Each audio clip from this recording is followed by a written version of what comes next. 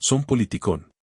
Después de las Cuaresmas, es común que reflexionemos sobre nuestra experiencia espiritual y reconozcamos que podríamos haberla vivido de manera más rica y profunda.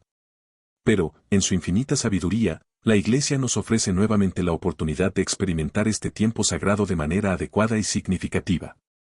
En nuestra vida diaria, a menudo nos distraemos con entretenimiento, lo que nos impide enfrentar las grandes preguntas internas. Como dijo Blaise Pascal, todos tenemos que vernoslas con Dios, significado, propósito, de qué trata mi vida, mi pecado, la vida eterna, cielo, infierno, purgatorio, salvación. A pesar de su importancia, muchos respondemos con evasivas ante estas interrogantes existenciales. Pascal nos anima a dedicar tiempo a sentarnos en silencio y enfrentar estas grandes preguntas. La Cuaresma es un periodo ideal para los católicos, un momento en el que se nos invita a dejar de lado las distracciones y reflexionar sobre cuestiones fundamentales. Cualquier ayuno que elijamos debe servir no solo para alejarnos de adicciones, sino también para evitar que estas distracciones desvíen nuestra atención de Dios y la vida eterna. En el Evangelio de Lucas encontramos un relato significativo sobre las tentaciones de Jesús, un pasaje que, a pesar de haber sido escuchado innumerables veces, nos invita a profundizar en su significado espiritual durante la Cuaresma. Cuando Jesús se retira al desierto por 40 días, se enfrenta a profundas realidades espirituales. Sobre el particular, Jesús experimenta una prueba que lo lleva a confrontar su debilidad, tentaciones y miedos. Este proceso es esencial para dar el salto hacia la madurez espiritual. El relato de las tentaciones nos presenta al Señor enfrentando tres grandes desafíos. La pregunta subyacente es, ¿cómo puedo convertirme en la persona que Dios desea que sea? Jesús, aunque no cae en las tentaciones, pues no es un pecador, siente las mismas tentaciones que nosotros, que nos desvían del camino que debemos seguir. Por lo tanto, es oportuno revisar estas tentaciones al comenzar la Cuaresma. La primera tentación se presenta cuando el diablo le dice a Jesús, no comió nada en aquellos días, y cuando se completaron, sintió hambre. Entonces el diablo le dijo, si eres el Hijo de Dios, dile a esta piedra que se convierta en pan. Aquí, la tentación más evidente es la del confort. La seducción del pan es poderosa, la necesidad de alimento es fundamental. La comida, la bebida y el placer sensual son, en sí mismos, cosas buenas. Como católicos, no somos puritanos, valoramos las cosas del mundo, incluyendo la comida y el placer. No obstante, cuando estas cosas se convierten en el bien supremo, se transforman en el faro que guía nuestra vida, lo que puede alejarnos del camino que Dios quiere que sigamos. Joseph Ratzinger afirma, no fuimos hechos para el confort, fuimos hechos para la excelencia.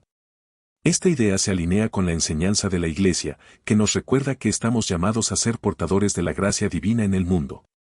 Cada uno tiene un papel único en esta misión, pero todos compartimos la misma esencia, ser canales de gracia. Si nuestra vida se enfoca solo en el confort, corremos el riesgo de perder el camino que Dios nos ha trazado. Debemos tener en cuenta el riesgo de quedarnos en un lugar cómodo y placentero. No hay nada malo en disfrutar de un entorno acogedor, pero si solo buscamos el confort, nunca alcanzaremos la plenitud que Dios desea para nosotros. Es importante resistir la tentación de priorizar el confort y el placer. Jesús nos recuerda, mira, no vivimos solo de pan, sino de toda palabra que viene de la boca de Dios. La vida plena no se limita a lo material, existe una fuente más elevada de vida que debemos buscar.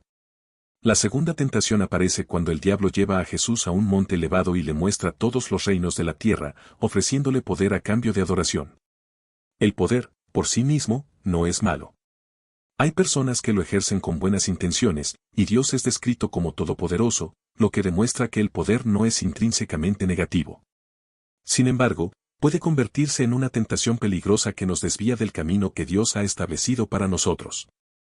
Muchas personas pueden evitar la tentación del placer y del confort, pero son profundamente atraídas por la búsqueda del poder. San Agustín describe el pecado como libido dominandi, que se traduce como lujuria de poder. Esta tentación está presente no solo en figuras públicas, sino también en la vida cotidiana de cada uno de nosotros. A veces, Dios nos llama a ejercer su amor de manera humilde, a pesar de que otros puedan tener poder sobre nosotros. En el clímax de su vida, Jesús no ostenta poder alguno, es entregado a sus captores, al Sanedrín, a Poncio Pilato, y finalmente, a los verdugos que lo condenan a muerte. En su crucifixión, se despoja de todo poder humano, pero aún así, sigue el camino divino. La segunda gran tentación nos invita a cuestionar, ¿nos atrae el poder en todas sus formas? Si es así, no encontraremos el camino que Dios nos ha destinado. Si Dios nos otorga poder, debemos usarlo para sus propósitos, no para los nuestros. Es esencial recordar que solo debemos adorar al Señor, ya que solo Dios es el bien supremo. Si el poder se convierte en nuestro objetivo principal, comenzamos a adorar al diablo. Lo que elegimos adorar define la dirección de nuestras vidas. Finalmente, llegamos a la última tentación. El diablo lleva a Jesús a la parte más alta del templo y le dice, si eres el Hijo de Dios, arrójate desde aquí, porque está escrito, los ángeles del Señor tienen órdenes de cuidarte. Esta tentación es más sutil. Las anteriores eran directas, el placer sensual, el confort y el poder, y son fáciles de reconocer. Pero esta tentación implica utilizar a Dios para nuestros propios fines. Al arrojarse desde el templo, Jesús estaría manipulando a Dios para que lo protegiera, en lugar de rendirse a la voluntad divina. Esta tentación está ligada a la soberbia, un pecado capital. La soberbia nos convierte en el centro de nuestro universo, haciendo que nuestro ego atraiga todo, incluso a Dios. Cuando decimos, Señor, ¿por qué no haces lo que yo quiero? Oro, pero no obtengo lo que deseo, estamos cayendo en la trampa de manipular a Dios. La verdadera entrega a Dios significa aceptar sus propósitos, incluso cuando no los entendemos del todo. En su sufrimiento, Jesús clama, Dios, ¿por qué me has abandonado? Este es un sentimiento común en nuestra vida espiritual. Sin embargo, Jesús no intenta manipular a Dios, sino que realiza un profundo acto de rendición a su voluntad, diciendo, que se haga tu voluntad y no la mía en el huerto de Getsemaní. Al comenzar la Cuaresma, un tiempo de desierto y reflexión, es fundamental dejar de lado nuestras distracciones y confrontar preguntas importantes: ¿qué caminos me alejan de Dios? ¿Cuánto espacio ocupa el confort en mi vida? ¿En qué medida el deseo de poder me desvía? ¿Estoy tratando de manipular a Dios para mis propios fines en lugar de rendirme a los suyos? Que estos próximos días nos ayuden a meditar y enfrentar estas interrogantes esenciales.